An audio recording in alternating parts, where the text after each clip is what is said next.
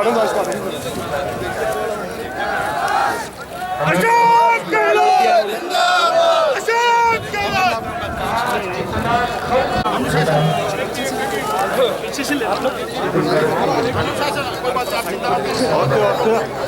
आराम से, अपना कोई एक भी हटना नहीं चाहिए।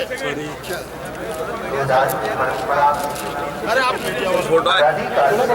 अशोक गहलोत जिंदाबाद, अशोक गहलोत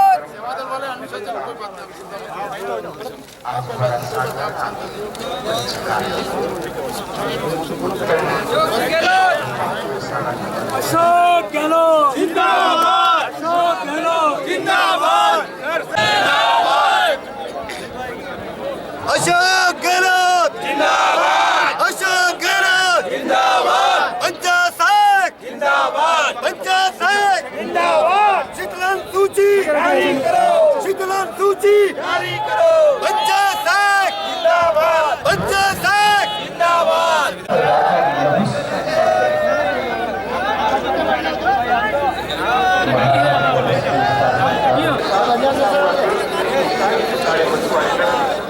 आगे मत आना, आगे मत आना, आगे मत आओ, आगे पीछे जाओ। पीछे तेरे को भैया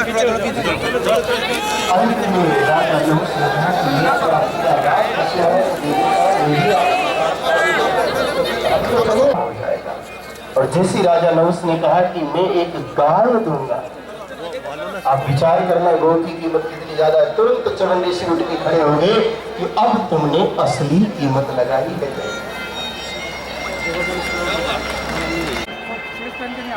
आप विचार करिए कितनी कीमत लगाई भैया।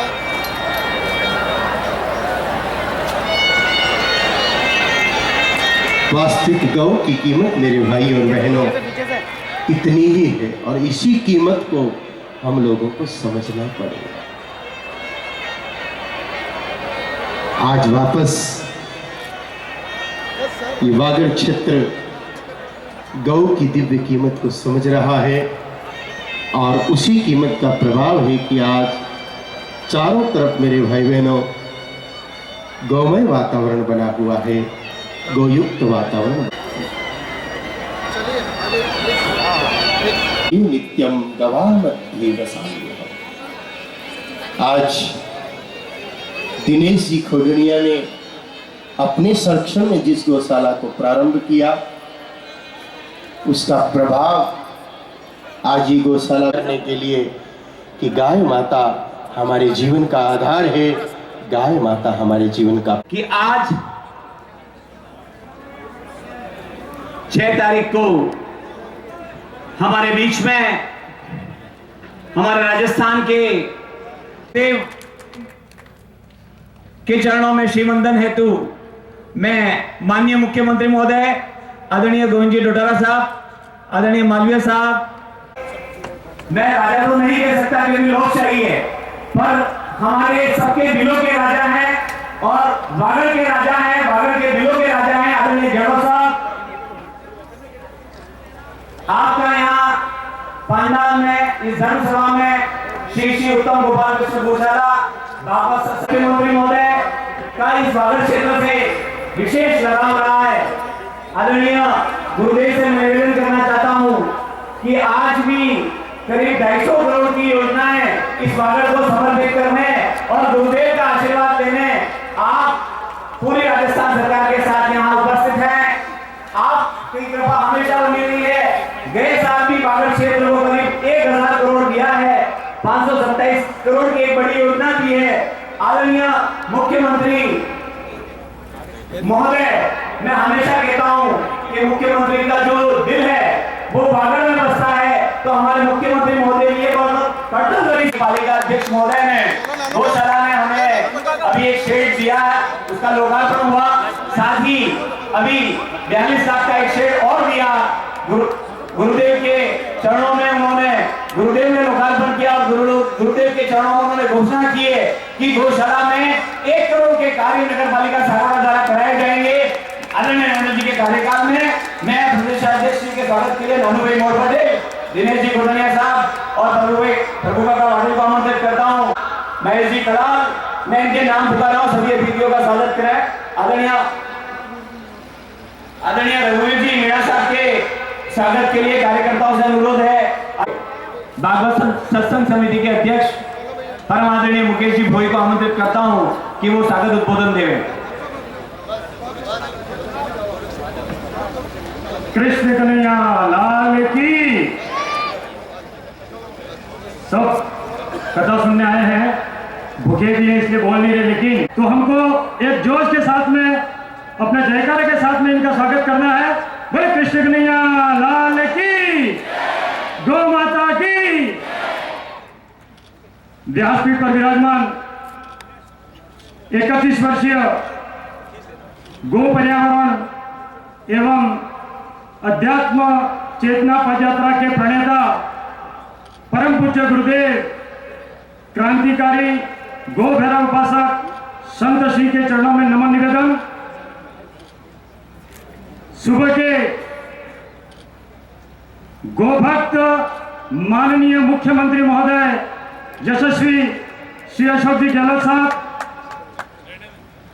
साथ में पधारे हुए समस्त मंत्रीगण, गोवंश के रक्षा संवर्धन व पोषण हेतु कई योजनाएं व उनके प्रभावी क्रियान्वयन आप श्री के गौ माता जी के प्रति आदर भाव को प्रदर्शित करता है। ऐसे परम आदरणीय गोभक्त सूबे के मुख्यमंत्री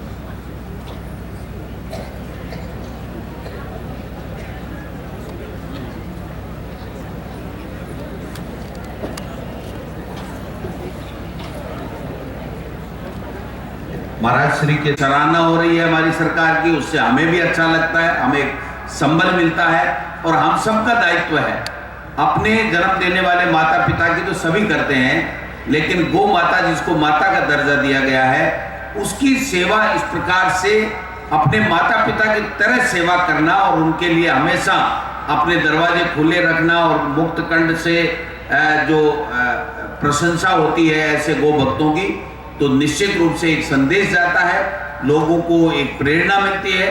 और खोडानिया जी को तो मैं विशेष रूप से इस बात का धन्यवाद देना चाहूँगा कि देखिए, कमाई सभी करते हैं, लेकिन कमाई में से अगर कोई धर्म के लिए, कोई पुनीत कार्य के लिए अगर गाड़ी कमाई में से लगाता है तो वो वास्तव में बहुत ही प्रशंसा का पात्र होता है। और वो वास्तव में मानव सेवा के साथ साथ जिस प्रकार से आप गौ माता की सेवा कर रहे हैं, ये भी बहुत अच्छी बात है। मैं तो इतना ही निवेदन करूंगा कि हम सबको ऐसे पावन पर्व के ऊपर बुला करके जो आशीर्वाद लेने का, महाराज श्री का आशीर्वाद लेने का जो अवसर प्रदान किया, इसके लिए मैं आपका बहुत बड़ा आभारी हूँ। धन्यवाद। जय हिंद, जय गौ माता।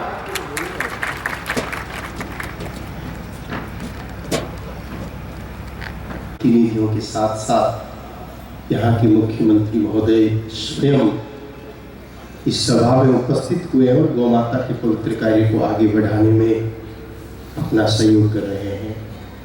मुख्यमंत्री जी का बहुत बहुत आभार। हमारे बीच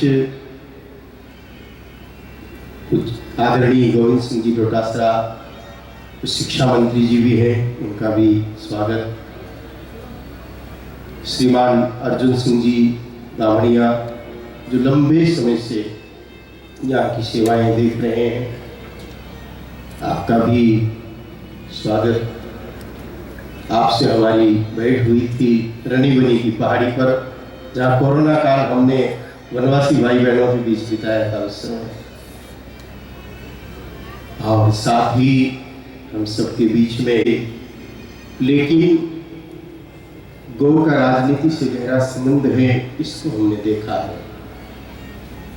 और मुख्यमंत्री जी का गौ के प्रति जो सहज भाव है, बाकी किसी विषय के बारे में तो हमें कभी जरूरत पड़ी भी नहीं और जानकारी भी नहीं है, विकास जैसे विषयों की हमें एबीसीडी भी नहीं पता है, लेकिन गौ माता के विषय पर जब कभी भी आवश्यकता पड़ी, आपका पूरा समर्थन मिला है।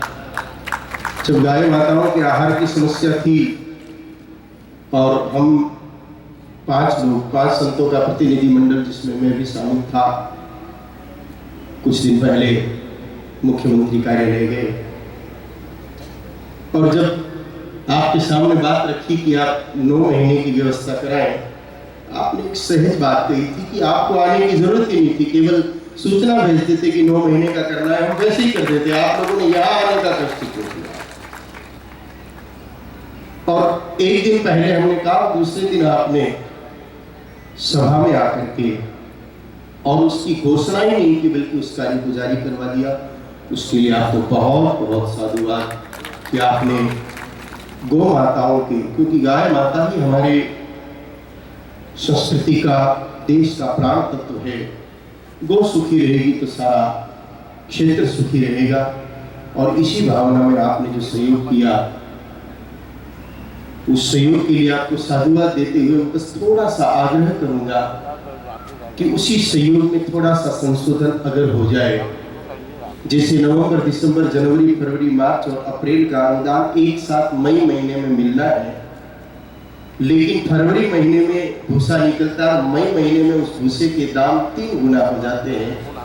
अगर नवंबर, दिसंबर और जनवरी का पैसा गौशालाओं को फरवरी माह में मिल जाए तो घास उनको 3 गुनी उसी पैसे से प्राप्त हो जाएगी, क्योंकि फरवरी में घास 5 रुपए किलो होती है और वही मई में 14-15 रुपए किलो पिछले वर्ष भी पहुंच गई थी।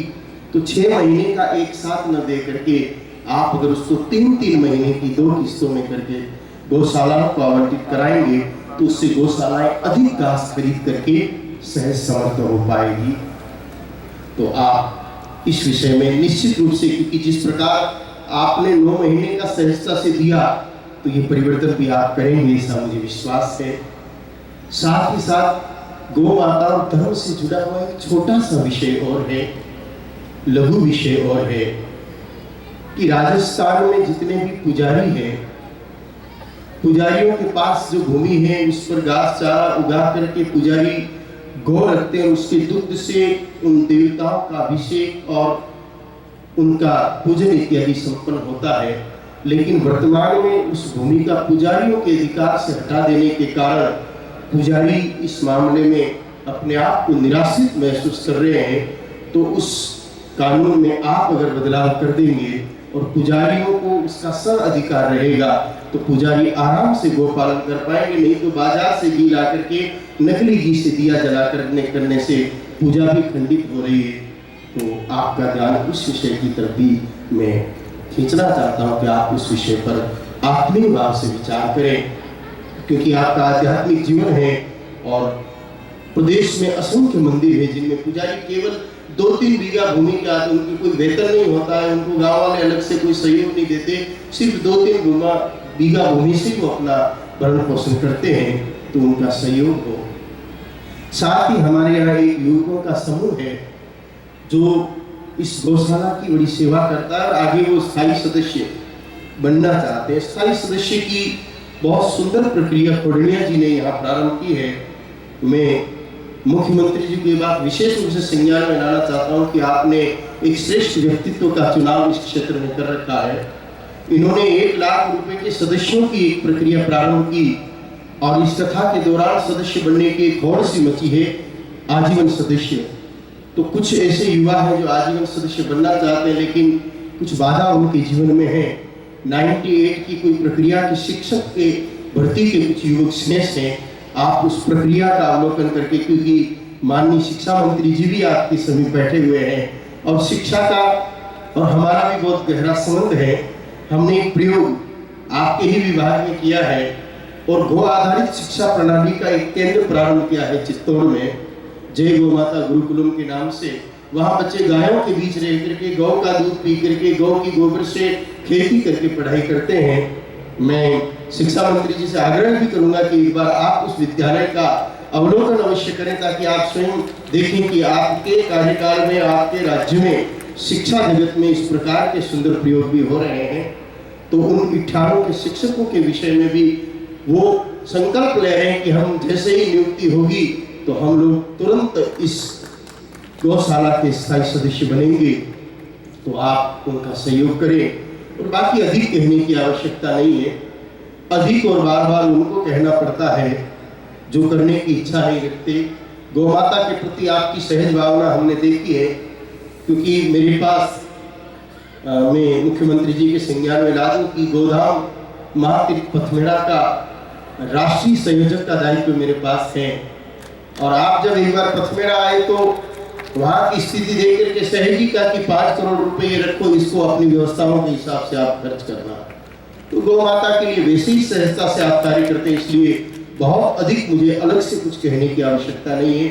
जैसा कि खोडनिया जी ने आपको कहा है कि उत्तम कृष्ण गोपाल गौशाला जो खोडनिया जी के संरक्षण में चल रही है, ये इसके संरक्षक भी हैं, तो इसके लिए जो जो आवश्यकता है, जिसमें प्रधान आवश्यकता मुझे जो प्रतीत होती है, मुझे खोडनिया जी लेके गए 2 दिन पहले, वहाँ भूमि की थोड़ी कमी और समीप की 25 बीघा भूमि बिलाना वहाँ है। तो राज्य सरकार अगर उस भूमि को इस गौशाला को आवंटित कर देगी तो इस सागवाड़ा में जितनी भी गौ माताएं सड़कों पर भ्रमण कर रही है कि आराम से उन गौ माताओं को वहाँ रख पाएंगे। उसकी फाइल भी कलेक्टर साहब तक पहुँच गई है, बहुत जल्दी आपके कार्यालय तक पहुँचेगी। तो उस फाइल पर आप विचार करके शीघ्र वो भूमि अगर इस गौशाला को प्रदान करेंगे तो यहाँ के जितने भी गौशाला के कार्यकर्ता हैं सभी गौ माताओं को सड़कों से गौशाला में रख करके सेवा कर पाएंगे। आपने गौ सेवा के कार्यों के लिए जो सहयोग किया उसके लिए पुनः आपको बहुत बहुत साधुवाद, बहुत बहुत धन्यवाद। क्योंकि समय आज का पूर्ण हो चुका है और यहाँ गोभक्त भाई बहन आपकी गोभक्तिपूर्ण वक्तव्य को भी सुनना चाहते हैं, इसलिए मैं अपनी बात को यही पूर्ण करता हूँ। नारायण नारायण नारायण। गुरुदेव की एक नजर पे निसार है, मुझे क्यों न हो तेरी जस्तजू में करार है। हमारे वागड़ के दिलों हमारे साथ आए हुए हमारे प्रदेश के अध्यक्ष मंत्री और मेरे साथी महेंद्र मालवीय जी, अरुण बामनिया जी, लखबीर मीणा जी, नगरा जी मीणा साहब, खोडनिया जी, अध्यक्ष भागवत समिति मुकेश जी भोई, ललित जी पंचाल, नरेंद्र जी खोडनिया, लहरी मामा शेख, ईश्वरी चरपोटा जी और भागवत समिति के तमाम गौशाला के तमाम सदस्यगण, यहाँ उपस्थित सभी माताएं बहनें, बुजुर्ग और नौजवान साथियों, पूरे पंडाल में और पंडाल के बाहर में जिस रूप में आप लोग सब बैठे रहे हैं, परम पूज्य गुरुदेव के सानिध्य में ये अपना भी संदेश है किस प्रकार से आप अपनी वाणी के माध्यम से जो संस्कार, संस्कृति, प्रेम, भाईचारा, सद्भावना प्राप्त करेंगे, वही समाज को मजबूती प्रदान करेंगे, जिसकी आज देश में सबसे ज़्यादा आवश्यकता है। अगर हमारे परिवार में झगड़े होते हैं तो परिवार कभी आगे नहीं बढ़ सकता है। ये बात लागू होती है अपने जिले के लिए, प्रदेश के लिए, देश के लिए। पूरे देश में प्यार, भाईचारा, सद्भावना का माहौल होना चाहिए, हिंसा का नामो निशान नहीं होना चाहिए। और गौ माता तो खुद गौ माता कहलाती इसलिए हैं, सदियों से, प्राचीन काल से इसको गौ माता का पद्धति दी गई है, क्योंकि हमारे पूर्वज थे, उनके संस्कार भी ऐसे प्राप्त हुए थे। आज परम पूज्य गुरुदेव यहाँ पर जो बता रहे थे, कुछ सुझाव दे रहे थे, मैं आपको विश्वास दिलाता हूँ कि दिनेश खोडनिया जी जो आज आपके मुख्य यजमान हैं, हमारे कार्यकर्ता हैं, जो भी आपने कहा है उनको हम लोग किस प्रकार ध्यान कर सकते हैं, उसमें मिलकर और ध्यान रखेंगे। वैसे आपको मालूम भी है, आपने खुद में अभी प्रवचन में कहा कि हमने कमी नहीं आने दी है। पिछले 10 साल पहले जब मैं मुख्यमंत्री था तो पहली बार देश के अंदर राष्ट्रीय राज्य बना जिसने गौ माता के लिए अलग से निदेशालय बना दिया। बाद में विभाग बन गया हूँ। आज देश के अंदर राजस्थान वो राज्य जहाँ पर गायों के लिए अलग डिपार्टमेंट थे और अभी तक सरकार पहले 6 महीने की दे दी अनुदान गौशालाओं को, 9 महीने करना बहुत बड़ी बात है, बहुत बड़ा फैसला है, क्योंकि इसमें अभी तक करीब 2,500 करोड़ रुपया इन 4 साल में हम दे चुके हैं गौशाला को, 2,500 करोड़। तो आप समझ सकते हैं गायों का और गाय माता का महत्व सरकार के लिए, समाज के लिए और हम सब के लिए कितना बड़ा है, आप समझ सकते हैं। नंदीशाला खोलने का भी हमने निर्णय किया है पंचायतों के अंदर, टाइम लगेगा, काम बड़ा है, एनजीओ गोवक्त आगे आएंगे तो सरकार उनको करीब 1.5 करोड़ भी देगी। इस प्रकार से हम लोगों ने प्रति पंचायत पर में हम लोगों ने तय किया है नंदीशाला भी खोले, गौशाला भी खोले। आवारा पशु के रूप में कोई गाय माता या गोवंश सड़कों पर नहीं दिखना चाहिए। ये आचार्य श्री की भी भावना होगी, हम सबकी भावना है और आप सबकी भावना होनी चाहिए कि आवारा पशु किसे कहते हैं। ऊँची श्रेणी में गौ माता को क्यों रखें हमको, जो गलियों में तकलीफ आती है, उनको चारा पानी नहीं मिल पाता है, हम सबको तकलीफ होती है। मैं उम्मीद करता हूँ कि समाज में ऐसी जागृति पैदा होगी। जो सरकार ने विभाग खोल दिया, सरकार आगे बढ़ के अनुदान दे रही है गौशालाओं को, और भी देंगे आगे आने वाले वक्त। हम चाहेंगे कि गोवंश आगे आए, गौशाला प्रबंधक आगे आए, अधिक से अधिक गौशालाएँ खोलें, नंदीशालाएँ खोलें। तो आप सोच सकते हो कि सरकार की खुद की भावना है, ये काम खाली सरकार नहीं कर सकती। जब तक समाज का सहयोग नहीं होगा तब तक संभव नहीं है कि आप हजारों नंदीशालाएँ खोल दो, गौशालाएँ खोल दो। सरकार सहयोग कर सकती है। हम पशुपालन का ध्यान रख रहे हैं। राजस्थान वो राज्य जहाँ प्रति लीटर दूध का 5 रुपये हम लोग पशुपालक को अनुदान देते हैं, 5 रुपये प्रति लीटर दूध का, जिससे कि वो गाँव में रक्षा कर सके, गाँव में ध्यान रख सके, अच्छा चारा पानी दे सके। यहाँ तक हम लोग ध्यान रख रहे हैं। इसलिए मैं कहना चाहूँगा कि हमने जिस रूप में अभी गौशाला पर पंजीकरण करते थे, हम लोग 2 साल संचालन होने के बाद करते थे और 200 पशुओं की शर्त थी उसके अंदर।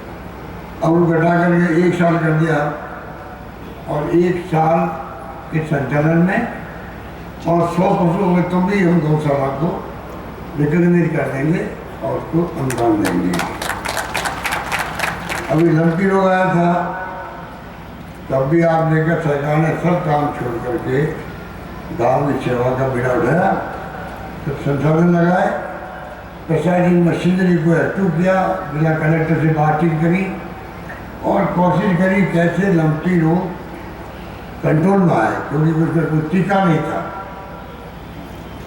देश भर में टीका नहीं था, इलाज किसी को नहीं मालूम था।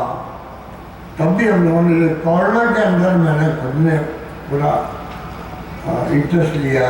आप सबको मालूम है कि कोरोना का मैनेजमेंट, ऑक्सीजन की कमी नहीं आने दी, दवाएं फ्री रखी, 40,000 रुपये का इंजेक्शन भी फ्री, पूरा इलाज फ्री किया। पूरे देश में बीडवाड़ा मॉडल के नाम तो दुनिया तक पहुंच गए। इतना शानदार काम हमने कोरोना में किया था, जान बचाने का। मैंने कहा कोई आदमी भूखा नहीं सोना चाहिए, क्योंकि सबको घरों में बंद कर रखा था उस वक्त में, लॉकडाउन था। तो इतना ध्यान रखा आप सबने उस वक्त में। पूरी समाज आगे आ गई थी, धर्मगुरु आगे आ गए, सामाजिक संस्थाएं आगे आ गई, आम लोग आगे आ गए, बाबा साहब आगे आ गए और खूब खाना खिलाया, घर में खाना पहुँचाया, सूखी सामग्री, पक्का खाना, कच्चा खाना पहुँचाया। कोई भूखा नहीं सोया राजस्थान के अंदर। मुझे घर में कभी सुप्रीम कोर्ट ने भी 15-20 दिन पहले कहा केंद्र सरकार को इस देश में कोई भूखा नहीं सोना चाहिए। जो शब्द मैंने काम किए थे, कोई भूखा नहीं सोएगा राजस्थान में, वही शब्द काम दिए सुप्रीम कोर्ट ने, कोई भूखा नहीं सोए देश के अंदर, ये सुनिश्चित करने का काम केंद्र सरकार का है। तो कहने का मतलब ये है, राजस्थान में महान परंपराएं हैं और गुरुदेव भी मैं समझता हूँ कि मुझे बताया गया करीब 10 साल पहले से आप हल्दी घाटी पवित्र भूमि से आपने गो पर्यावरण और अध्यात्म चेतना पदयात्रा शुरू की थी और 18,000 गाँव में आप जाके आ चुके हैं, 82,000 किलोमीटर की पदयात्रा करी है और 164 आपने 7 दिवसीय गौ कथाएं और 18,000 एक दिवसीय गो कथाएं आपने करके गो पर्यावरण संदेश भी दिया आपने। और मैंने सुना आप तो 18 वर्ष से अंत आ चुके हैं। तो इतने त्यागी पुरुष जो है आज सागवाड़ा की पावन धरा में बैठे हुए हैं, हम सबको दर्शन लाभ दे रहे हैं। मैं अपनी ओर से आप सबकी ओर से और प्रदेशवासियों की ओर से उनका हार्दिक स्वागत करता हूँ और आपका आशीर्वाद, आपका प्रेरणादायक संदेश हम सबको मिलता रहे, हम अपने सही रास्ते में चलें, जो जिम्मेदारी सौंपी गई हम सबको वो हम निभाते रहें। और अंत में कहना चाहूँगा, सरकार इन कामों में कोई कमी रखेगी नहीं। हमने जो स्कीमें बनाई अभी भी, मैं गुरुदेव से कहना चाहूँगा, अनेकों योजना दी है राजस्थान को, और जो स्वास्थ्य के लिए दी है चिरंजीव योजना, पूरा इलाज फ्री जनता का, चाहे कोई अमीर हो गरीब हो, 10 लाख तक का बीमा कर दिया पूरे आप ये बैठे हो, सबका बीमा 10 लाख का है, इलाज फ्री हो रहा है, ऑपरेशन फ्री हो रहे हैं, टेस्ट फ्री हो रहे हैं। और ऑर्गन ट्रांसप्लांट किसी का है, किडनी का या लीवर का और किसी का, 10 लाख के अलावा है, उसकी भरपाई भी सरकार करती है। और 5 लाख रुपये का बीमा उसके साथ नहीं है कि कोई भगवान करे को ऑप्शन नहीं हो, तो कोई दुर्घटना मर जाता है, उस परिवार को उसी योजना के अंतर्गत, चिरंजीव योजना के अंतर्गत ही 5 लाख मिल जाते हैं। तो ऐसे हमने, जो मैंने आपको उदाहरण दिया है, ऐसे अनेकों फायदे हमने किए हैं, जिससे कि यहाँ पर आम लोग जो है, आम जनता का भला हो, सोशल सिक्योरिटी मिले, उनको सामाजिक सुरक्षा मिले, वो भूखा नहीं सोए, पेंशन दे रहे, 1 करोड़ लोगों को पेंशन दे रहे हैं हम लोग, 1 करोड़ लोगों को, बुजुर्गों को, विधवाओं को, और साथ में निसज्जनों को। आप सोच सकते हो सरकार की नीति बनी है गरीब को गणेश मान के काम करने की, जो दिनेश जी ने कहा, कोई भाव है प्रकट करता हूँ अपनी बात समाप्त करता हूँ। आपने मुझे याद किया, दिनेश जी ने यहाँ आने का मैं निमंत्रण दिया, तो मुझे बहुत खुशी है कि मैं आपसे आ सका, आप सबके दर्शन में धन्यवाद, जय हिंद, धन्यवाद।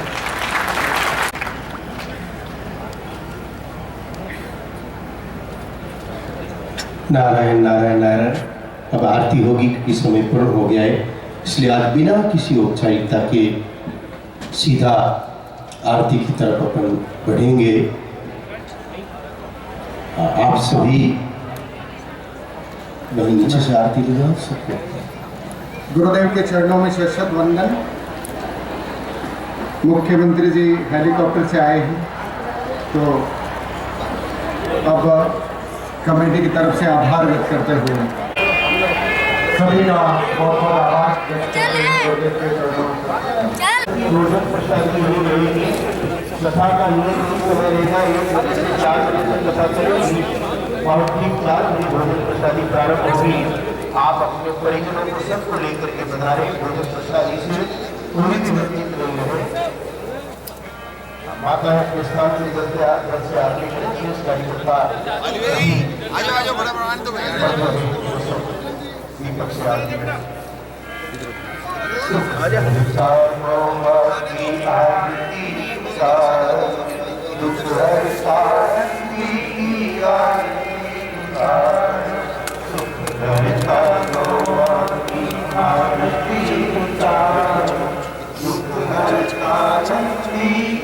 आरती उतारो, चांद सूरज जाके मेरा यारो, सिंह शिखर पर विष्णु विराजे, राम राम चारों सिया साजे, चारी चौबीस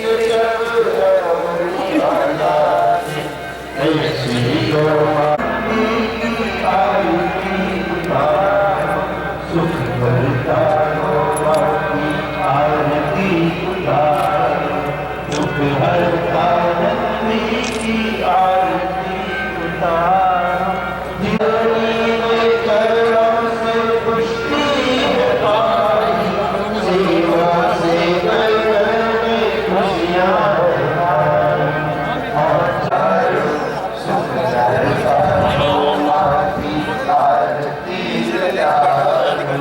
दुख हरता नंदी की आरती उतारो, दिव्य सुयक्षरा संतान पावे, रघुकुल रोया से सब सेवा से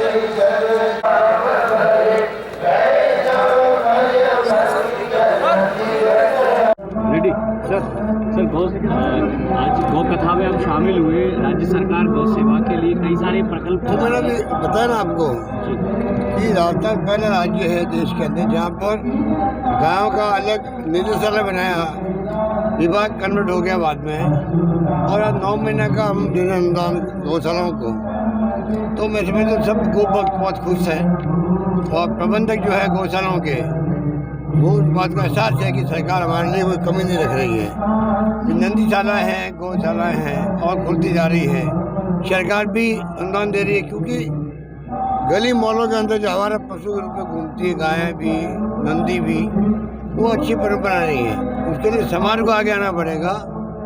आगे आके ऐसी व्यवस्था हम सब मिलकर करें, हमारा पशु के रूप में गायें गलियों में नहीं घूमे। सर 3-3 माह के आवंटन की बात महाराज जी ने रखी है, क्योंकि अभी एक 6 महीने का जो अनुदान आवंटन की बात है, 6 महीने का अपन 3-3 महीने का फिर विभाग से बात कर लेंगे, देखेंगे क्या स्थिति बनती, क्योंकि बजट उसी में आ रहा है। तो बजट के बाद में अनुदान दे सकते हैं ना हम लोग।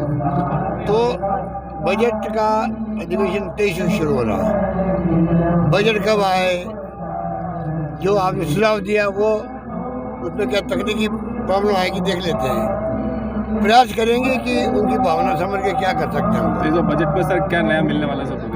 और कोई बात सर सागवाड़ा की एक बात करूँ मैं, कि सागवाड़ा में की जो भूमि है वो करोड़ों में आके जाती है, और अभी कांग्रेस के जिलाध्यक्ष द्वारा एक मामला सामने लाया कि जिस तरह से पिछले बोर्डों में बंदरबाट की गई, बड़े लोगों ने भूमि ले ली कच्ची बस्ती के नाम से, तो उसकी जांच सरकार कराएगी या सिर्फ ये सिर्फ ये आरोप ही लग के रह जाएगा? सर अगर कोई ऐसा कंप्लेंट आई है तो अवश्य करवाएंगे सर। बाकी सब ठीक है, आप लोग बार बार पूछते रहते हो।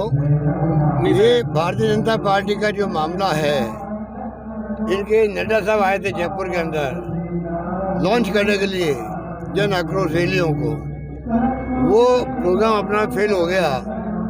तो जेपी नड्डा साहब को समझ आना चाहिए था कि कोई दम नहीं राजस्थान के अंदर, क्योंकि आक्रोश तो इनके प्रति है। जनता इनको पूछ रही है कि आप आक्रोश, तो आप हमारे बीच में आए हो आक्रोश रैली लेके, हमारा आक्रोश तो आपके प्रति है। आपने 4 साल में क्यों निकम्मापन दिखाया? आज तक कोई इश्यू नहीं बना पाए सरकार के खिलाफ पे लोग, आज तक कोई इश्यू नहीं बना पाए, कोई कार्यक्रम ऐसा कर नहीं पाए जिसे लगे इनकी बात में दम हो। खाली अखबारी कागज में बोलते रहते, मीडिया के अंदर स्टेटमेंट देते रहते हैं, उसी से खुश होकर पढ़कर खुश होते हैं। अभी आपके मैंने सुना सागवाड़ा में आए थे, रुपाला जी आए थे, रुपाला जी कितने लोग इकट्ठे हुए थे? वो आपके अमृत मीणा जी कौन है MLA? मैंने सुना उनको कहना पड़ा कि आप लोग केंद्रीय मंत्री है तो लोग इकट्ठा नहीं कर पाए। ये तो इनकी स्थिति बनी हुई है। तो इस बार लगता है इसमें इन्होंने बीच में उसको पोस्टपोन कर दिया, बहाना करके लंब बीच का कोविड का। जब बैराग उड़ी इनकी तो वापस शुरू किया 2 घंटे बाद में। तो इस प्रकार की जो हरकतें कर रहे हैं लोग, सब समझ रहे हैं इनको। तो भाजपा की जो इस बार सरकार रिपीट होने जा रही है कांग्रेस की।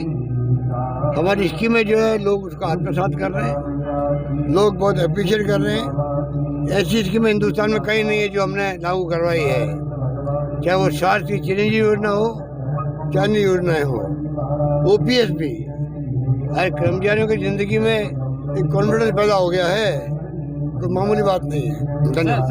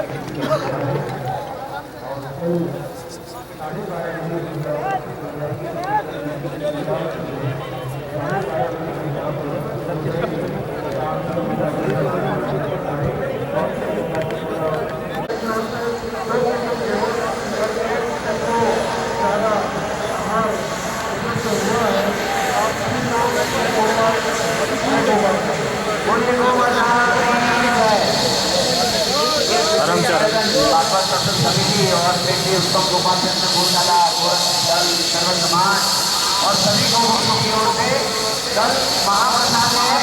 आप सबसे अनुरोध है